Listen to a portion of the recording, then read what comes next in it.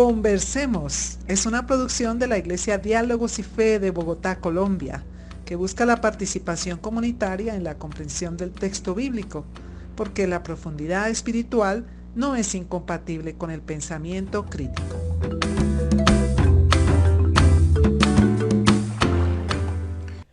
Un saludo especial a nuestra audiencia. Este es el podcast Conversemos, es el podcast de la Iglesia Diálogos y Fe. Y bueno, una vez más nos encontramos, les habla John Martínez y en esta oportunidad vamos a estar trabajando la serie que hemos denominado Masa Crítica en la Iglesia. Y como es de costumbre, pues en estas conversaciones tenemos un invitado, una invitada en este caso, y bueno, es alguien que conozco también ya hace algunos años y que compartimos un, un ministerio, un servicio, pues de temas bíblicos, teológicos y sociales, pues que es nuestra pasión. Se trata de una gran amiga, se llama Idania Mejía. Idania, ¿cómo estás? Qué gusto. Bien, súper feliz de poder acompañarles, de poder compartir también un poquito de lo que vaya fluyendo en este podcast. Qué lindo, Idania, gracias por acompañarnos.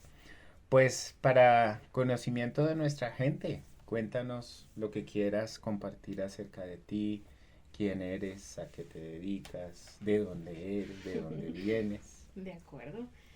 Bueno, mi nombre es Idania Mejía, ya como tú lo mencionabas, soy salvadoreña. Vivo actualmente también en El Salvador, estoy de visita en Colombia. Y de dicha pues también estamos en este podcast. Soy teóloga y tengo también una maestría en teología latinoamericana. Me dedico a la docencia y pues otros menesteres también. Básicamente eso es Idania. Bueno, muy bien. Nos dijiste que haces parte de la iglesia luterana. Sí, también. ¿Cierto? Soy luterana. De la iglesia luterana salvadoreña. De la iglesia luterana del Salvador. Bueno, muy bien, gracias Idania. Pues comentábamos un poco antes de poner aquí la grabación que pues es nuestra intención reflexionar un poco y pues es el propósito de esta serie de cómo generamos una masa crítica con los valores del cristianismo, los valores de la fe, los valores de nuestra creencia para insertar procesos de transformación social. Porque la política y la fe y la religión, podríamos decir, van de la mano, ¿no? Andan muy estrechas. Y pues nosotros aquí en Colombia hemos tenido como algunas imágenes políticas que pues estos días han salido a relucir como en el debate público. Una, pues hablábamos ahora de las declaraciones del presidente con respecto a María Magdalena y Jesús. Pero digamos, otro asunto marcó de alguna manera, ¿no?, esta conversación, y es el hallazgo de los restos mortales de Camilo Torres. Camilo Torres, pues evidentemente marcó un hito. Aquí en Colombia fue el fundador de la Facultad de Sociología de la universidad pública más importante del país. Y dicho sea de paso que lo hizo con un presbiteriano, Orlando Falsborda, y fundando una facultad de sociología, ¿no? Sociología, y los dos fueron precursores o antecedentes de una escuela de teología, digámoslo así, histórica, una escuela de pensamiento que es tu especialidad, ¿no?, la teología latinoamericana, que algunos, digamos, han vinculado estrechamente con la teología de la liberación. Pues la figura especialmente de Camilo, ¿no? Camilo Torres es una figura que ha atravesado América Latina. Y por supuesto ustedes tienen su recepción, así como nosotros hemos tenido la recepción de un personaje tan maravilloso como Monseñor Arnulfo Romero de El Salvador. Pues yo quisiera empezar por ahí. Nosotros en este momento estamos pues con eso, ¿no? Yo te preguntaría, pues la figura de estos dos religiosos, ¿no? Fueron sacerdotes católicos, fueron líderes que desde la fe quisieron impregnar, digamos, como un cambio, una transformación, los valores de su fe les impulsaron a generar cambios, hicieron cosas muy poderosas. Pues, ¿qué te viene a la mente? ¿Qué puedes comentar, digamos, en ese marco con respecto, pues, a estas intenciones de querer generar cambios y transformaciones sociales desde la fe? Yo creo que tanto Camilo como Monseñor Romero nos sientan un precedente, tanto para antes y después, no solo de la teología, sino también de la fe. En primera instancia, creo que nos dicen que la fe es importante para la política o para la sociedad en general, pero también nos dejan de manifiesto el hecho de que la fe misma no se reduce a lo privado, sino que se desborda hacia lo público y que además de eso alcanza la figura de los profetas, Amós, Isaías, Jeremías, es decir, aquel compromiso que está ligado a la fe, aquel compromiso social. Y por eso es bien importante cuando tú mencionas y de fundador de la facultad de sociología, porque no solamente decir, atribuyó mucho a la teología y demás, pero porque entonces la sociología resulta importante en este contexto. Entonces no solamente de la teología te sirves dentro de la fe, sino también de las otras ramas. En ese sentido yo creo que es sumamente importante rescatar esto de cuál es esa dimensión social de la fe, cuál es esa dimensión que te genera compromiso, que te pone de manifiesto cómo la fe se vincula con lo público, cómo la fe se vincula con el ser ciudadano y cómo la fe se vincula con el compromiso social de la justicia y la liberación. Ya, pues mira que tú marcas, digamos, en esta última frase, digamos, como un derrotero de acción, ¿no? Que todo el mundo al interior de la fe cristiana no lo comparte, digamos, no ponen esos mismos valores. Ha habido algunos discursos en América Latina con otros ejes, como por ejemplo la libertad, que tiene una concepción muy diferente de justicia, ¿cierto? Y pues al escucharte y al pensar en estas figuras, bueno, hay que decir que tanto Camilo como Monseñor Romero optan por la justicia, pero no imponen un modelo, o bueno, eso es debatible, ¿no? En el caso especialmente de Camilo. Sí. Pero, o sea, ahí es, digamos, está el núcleo, porque si Camilo lo hizo a su manera, el hombre toma las armas después de una frustración. Te cuento que parte de mi tesis de maestría en teología fue de Camilo, le tuve que dedicarle una sección porque hice un rastreo de la teología de la liberación en Colombia. Y pues digamos, él estaba frustrado porque intentó por todos los medios, por la academia y demás, ¿sí? Y bueno, es esa forma, pero desde otras vertientes o alternativas que en América Latina han trazado incluso plataformas electorales, han impuesto de otra forma su visión de evangelio. O sea, eso que tú mencionas de que la fe la fe no es solo privada, ¿cierto? También es una fe pública que irradia, digamos, como unos valores, una transformación. Entonces, por este lado es la justicia, ¿cierto? Y por el otro lado es otro, digamos lo que sea, otra definición de justicia, en el marco de, por decir algo, de la libertad. Pero la imponen a través de mecanismos políticos, o sea, instalan personajes en las asambleas con los diputados, que senadores, o incluso alcaldes, presidentes, ¿no? Que imponen y que usan teología pura, digámoslo de esa manera, ¿no? Cuando llegan al poder, instrumentalizan con un discurso religioso a la gente, pero uno ve que no optan por la justicia. Súper contradictorio. Evidentemente. Porque en este caso el metadiscurso que se maneja desde los diferentes movimientos políticos utiliza este mismo enfoque sin saber que es teología política, sin saber que se está abordando también el tema de la fe. Cuando la fe se vuelve pública, tiene implicaciones políticas porque toca la vida en común. O sea, es decir, ya no es una cosa mía, ya no es una cosa de Idania, no es algo personal, sino que se vuelve público. Vemos a un mismo Jesús haciendo política. ¿En qué sentido? Bueno, el movimiento de Jesús con los primeros cristianos comienza en pequeños lugares, en casas. Pero va creciendo, va creciendo, va creciendo y se desborda de lo privado a lo público, al punto de que se llega a ser oficial. Llega a ser la religión oficial del imperio. Entonces ya no es algo privado. ¿Por qué? Porque ya tocó la vida en común del resto. Esto significa que tiene ahora implicaciones políticas en el metadiscurso que se maneja ya no solamente de la iglesia o no solamente de las personas creyentes, sino también en el discurso social general.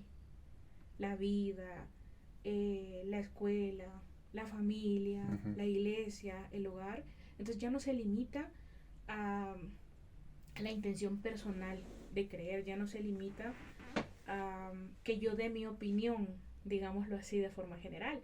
En este metadiscurso juegan a favor y en contra todos aquellos elementos que se puedan utilizar del discurso general. Lo primero es como yo lo presento.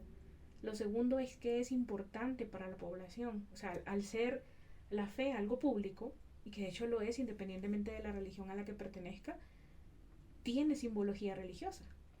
Aquello que es importante para mí, aquello que representa parte de mi fe, como por ejemplo la figura de la familia, la figura de la sociedad en sí. Entonces todo esto va a confluir en la dimensión política de la fe y se va a alimentar constantemente de la simbología social, religiosa, y por eso es que el metadiscurso, al transformarse en un discurso político, alcanza todas esas dimensiones. Y ahí es cuando nosotros vemos entonces personajes políticos utilizando a la fe como un espacio de instrumentalización, dirigiendo discursos con elementos religiosos, con elementos de fe, para poder alcanzar al público meta. ¿Y quién es el público meta? Bueno, primero los indecisos, es decir, aquellos que están y que no están del todo. Pero claro, otorga un lineamiento de valores morales y sociales que para el indeciso son válidos. Abarca al que es seguidor, es decir, a ese no necesita mucho convencerlo, simplemente mantenerlo. Y abarca también a aquellos que están en el camino, o aquellos que son sus oponentes. Claro. Pero como les entrega también elementos sociales, entonces sí los alcanza. Y ahí tiene un metadiscurso bien armado, sin necesidad de vestirse de una religiosidad o de una iglesia específica, pero como aborda las necesidades de la fe pública, entonces para la sociedad se vuelve válido. Es un poco complejo y es difícil de entenderlo desde el sentido del discurso en sí. Eso es como las moralejas. Cuando nosotros nos leían una moraleja, nos leían con un cuento, ¿no? Pero claro, todo ese metadiscurso tiene una intención detrás. Entonces lo mismo sucede con el metadiscurso con elementos políticos y religiosos para legitimar un discurso o un elemento que diga esto es lo que Dios quiere para nosotros. Ya, bueno, ya que llegaste, digamos, a esta frase, yo creo que convendría también un poco para claridad de las personas que nos escuchan, que estás entendiendo como metadiscurso. O sea, defínelo, digamos, en otras palabras. El metadiscurso es el lenguaje que no aporta, digamos, contenido nuevo, pero, o sea, es decir, el metadiscurso yo puedo estar hablando de matemáticas, de sumas, y la gente sabe a qué me refiero, sabe que el signo más significa sumar, es decir, yo no estoy aportando nada nuevo. Sin embargo, si por ejemplo yo digo, tengo 2 manzanas y 3 peras. Entonces estoy dándole un sentido a mi discurso. Entonces no estoy aportando nada nuevo, pero estoy dándole sentido. Entonces lo mismo pasa con el metadiscurso político y social. Es decir, la gente sabe que debe de votar, la gente sabe que el sistema de justicia se rige así, sí. Pero como yo lo presento, como yo lo abordo con los elementos que a las personas le importan. Que son elementos religiosos. Exactamente. Que se vuelven referencia ética para la gente. Sí, por ejemplo, ¿dónde presento yo mi discurso? ¿Lo presento bajo la cobija de una religión? ¿Lo presento en la plaza pública? ¿Lo presento afuera de una iglesia? ¿A dónde lo presento? ¿Cómo lo presento? ¿A quiénes invito? Todo ese tipo de cosas son las que construyen el metadiscurso. Bien. Es como hacer una fiesta temática. Una revelación, algo así. Me parece una linda metáfora. Mira, sí. Hagamos una fiesta. Vamos a invitar a esa fiesta a nuestra masa crítica, ¿no? Entendemos por masa crítica un grupo que se forma en unos valores y que luego estos valores compartidos por ese grupo, llamémoslo pequeño, van y se esparcen y se difunden de tal manera que logran una convergencia mayor, así más o menos como lo explicabas también al principio, y vemos esa forma de progresión con aquí en Colombia llamamos la rosquita, que son los discípulos más cercanos a Jesús, ¿no? De los 3 más que estuvieron en la transfiguración, ¿no? También los 12, ¿cierto? Que es otro círculo de intimidad. Y después, digamos, los 70, ¿no? Que fueron los enviados, qué sé yo, que era como el grupo más grande que andaba con Jesús. Entonces, necesitamos una fuerza metadiscurso de tal manera que a través de núcleos o células pequeñas podamos difundir y contrarrestar un metadiscurso que viene, digamos, de estos líderes políticos que tenemos ahora en América Latina y pues lógicamente en el mundo, y viene de la primera potencia mundial en este momento en el mundo, que están instalando y que mueven grandes masas y que mueven todos unos mecanismos electorales, pero que pues uno se da cuenta, ¿no? Que usan con un modelo impositivo y también con un pragmatismo electoral, es solamente para mover masas a veces sin pensar, ¿no? Para votar por ellos y para perpetuar modelos totalitarios en lo que se supone, digamos, es un Estado de Derecho. Complicado, porque, o sea, en todo esto cabe la dimensión de laicidad, por ejemplo, de la esfera pública, o sea, exacto. Cómo nosotros entendemos, por ejemplo, el movimiento de Jesús bajo estos parámetros de lo religioso, lo público y lo privado. O sea, podemos hablar aquí de que existe dentro del movimiento de Jesús una dimensión política. Y esta dimensión política comienza, como tú ya decías, ¿no? Primero los 3 más allegados, a los que agarré primero, me caen mejor, los traigo a mi fiesta temática. Luego, encontré otros poquitos más, ahora son 12. O sea, pasamos de lo íntimo a luego lo comunitario y después ya entonces nosotros pasamos a lo público. En este íntimo ya tengo 3 en mi fiesta, hagamos 3 chozas, le dijeron por allá, una para ti, una para mí, pero dice no, esto debe ir más allá.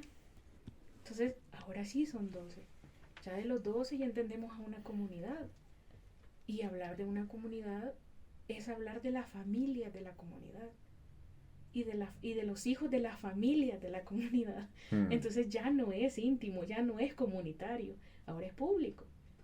Y así es como el movimiento de Jesús también se desborda de lo privado a lo público. Pero y mira, lo público también es general. Sí, pero mira que pues no veo en Jesús que algunos lenguajes que posiblemente sean estos metadiscursos en el plano de la conquista, de decir, miren, este mensaje va a transformar el imperio romano, ¿no? este mensaje va a trascender y va a cambiar las estructuras de poder.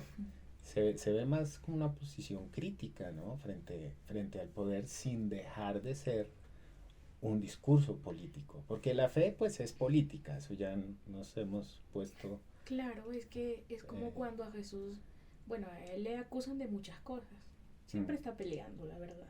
Se buscaba problemas. Sí, siempre se está peleando con alguien. Pero... Tú eres como una buena discípula de Jesús. Puede ser. Jesús siempre se está peleando con todo el mundo y él nunca dice Dios es mi padre, pero sí dice la casa de mi padre. Entonces, implícitamente, él también utiliza el metadiscurso.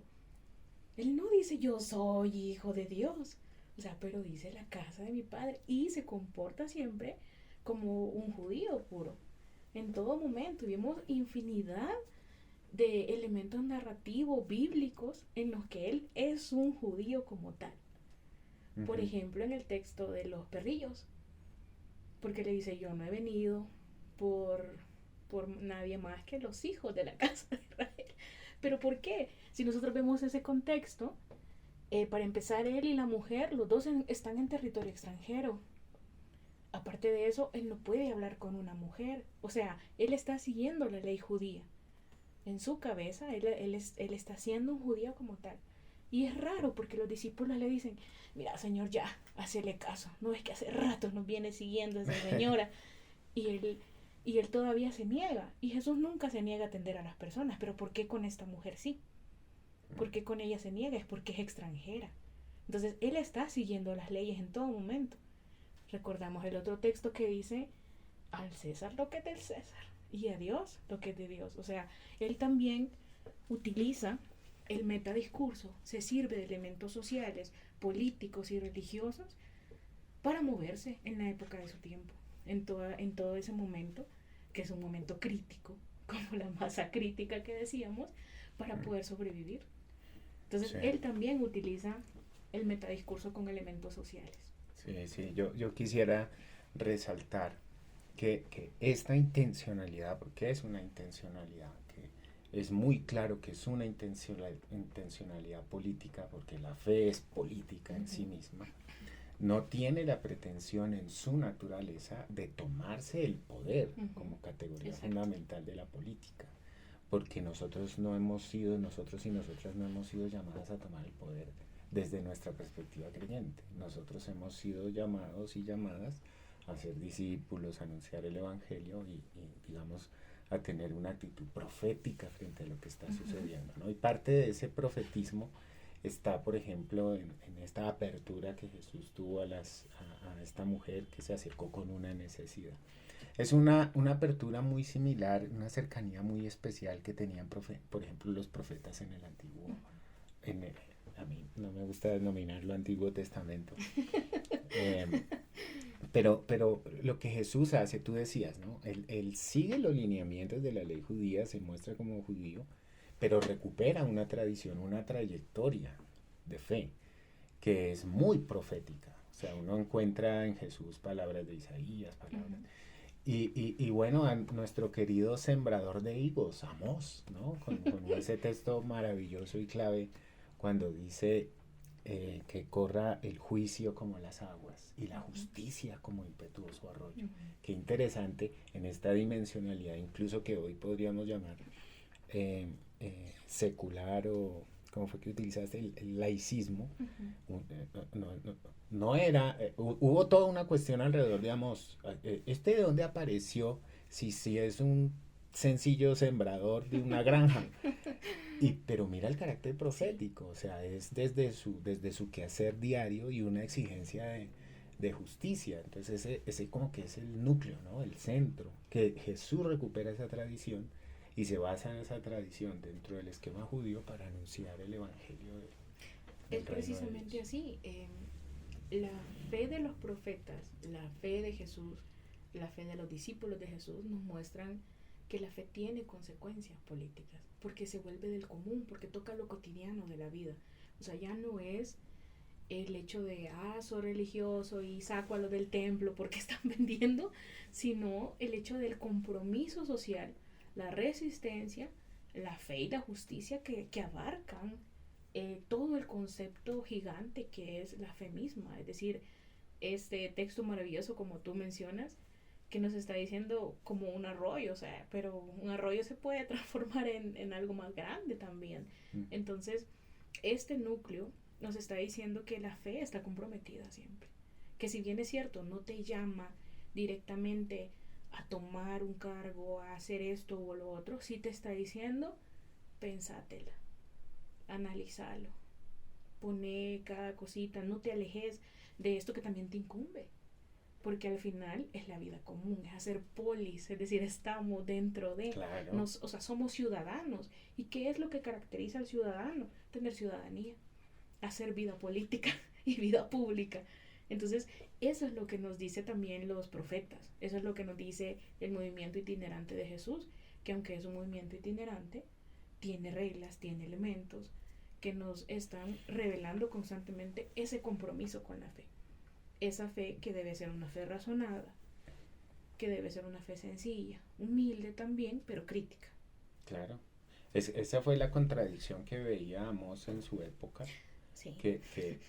que si exige justicia y juicio era lo que menos existía en su época, porque había expropiación de tierra, había abuso de poder, y lo que le decía Amós en medio de su actividad en el campo era que los campesinos, la gente de las aldeas eran despojadas abruptamente, con violencia, y su fe, la de Amós, le exigía exigir, o sea, le pedía exigir justicia.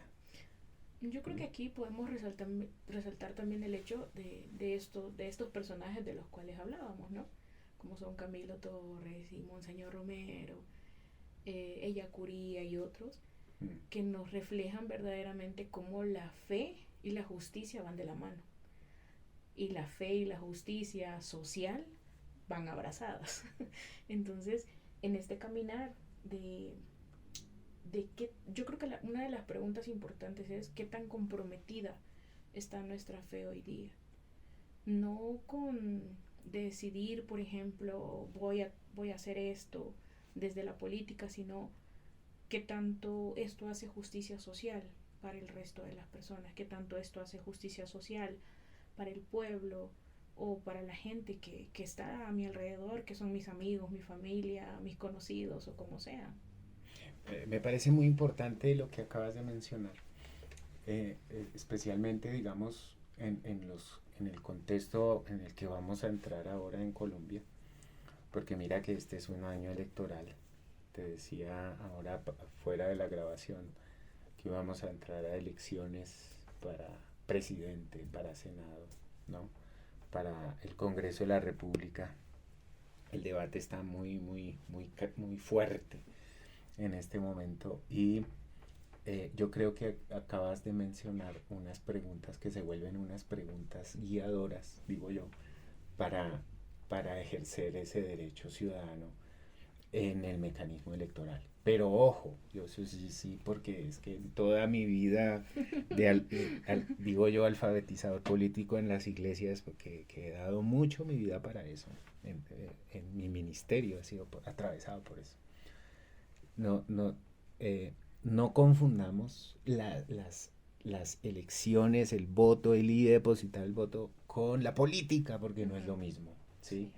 Eso es un hecho político, por supuesto, pero lo que estábamos hablando ahora es desde la cotidianidad, el ejercicio de la ciudadanía opta por una acción política cotidiana, como conceder el puesto de una silla en una sala de espera a alguien que está necesitando, y eso es un acto político también. Entonces, como tú dices, estoy totalmente de acuerdo. Mira qué milagro. ¿Cuál milagro? De que esto parte, pues, digamos, de la cotidianidad, de lo social, de lo que nosotros vivimos a diario. Y ahí nos jugamos políticamente nuestra ciudadanía. Exacto. Pero, por supuesto que cuando vienen estos procesos de mecanismos electorales, ahora necesitamos tener ese discernimiento y que, bueno, esto esto, ¿qué onda en relación con mi fe este tipo o esta señora en su discurso electoral? ¿Qué dice y qué tanto se afina con lo que me enseña Amós ahí en ese texto o lo que me enseña Jesucristo con los discípulos, ¿no?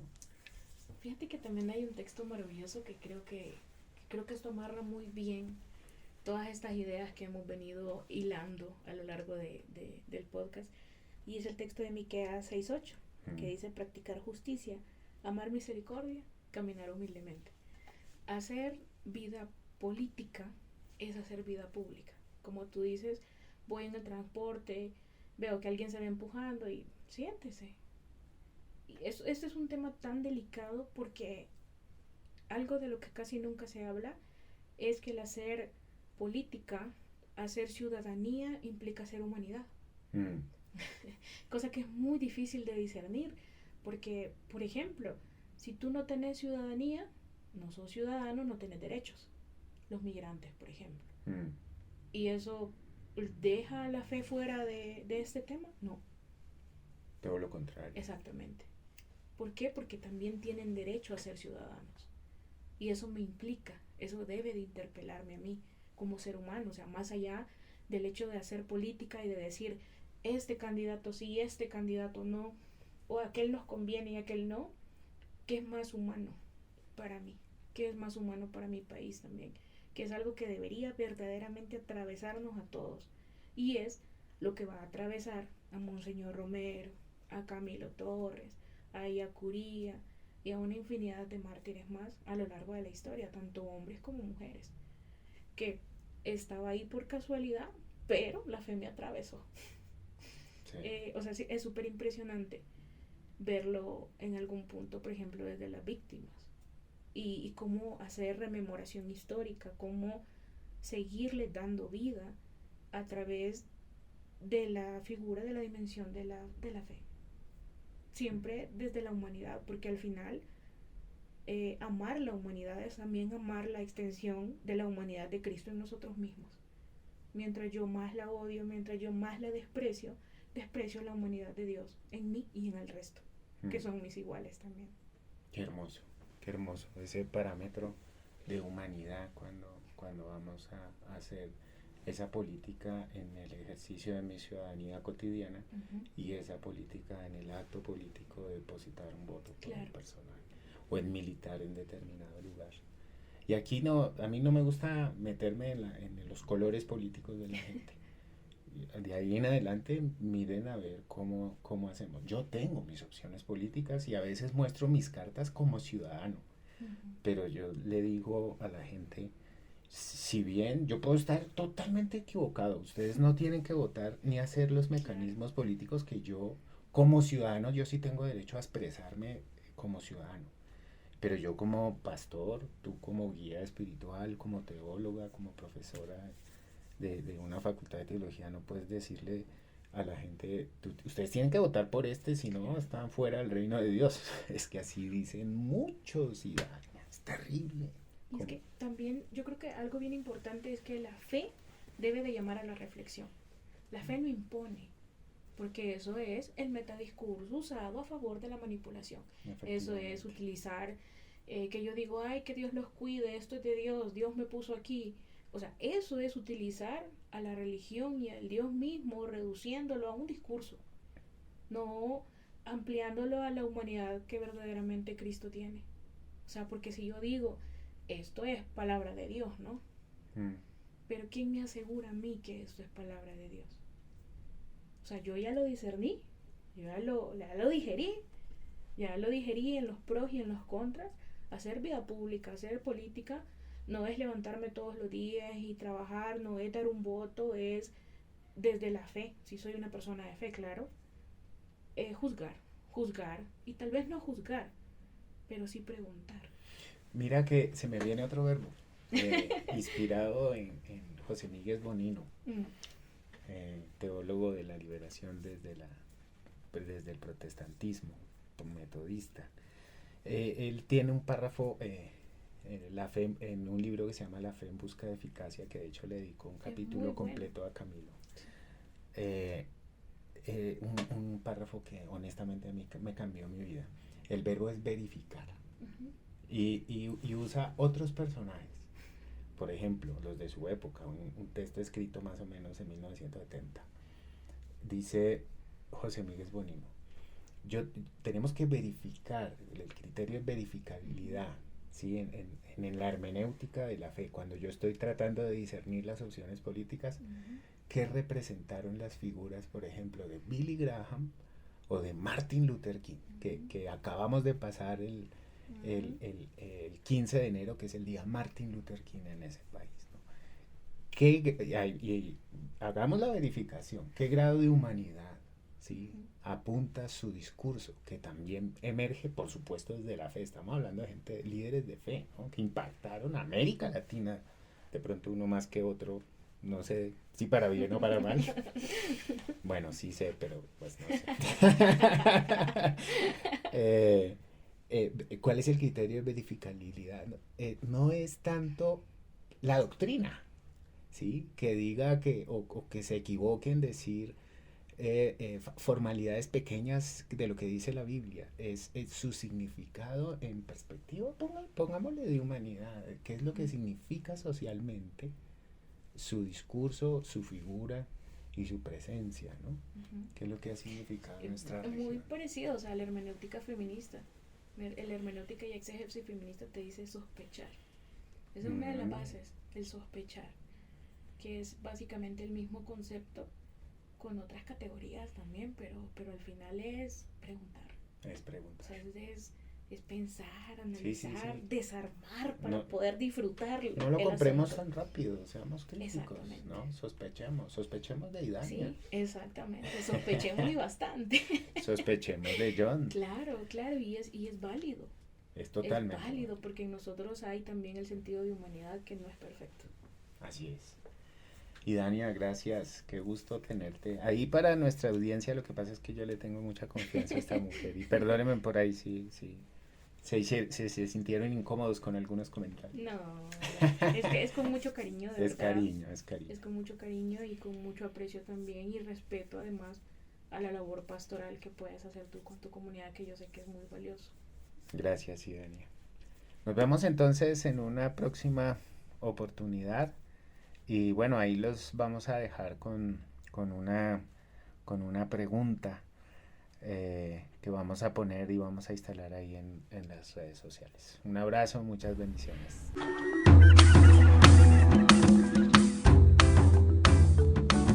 Esta fue una producción de la Iglesia Diálogos y Fe de Bogotá, Colombia, comunidad cristiana evangélica que busca vivir su espiritualidad en lo diario, asumir un verdadero compromiso de fe y compartir principios bíblicos para construir vidas.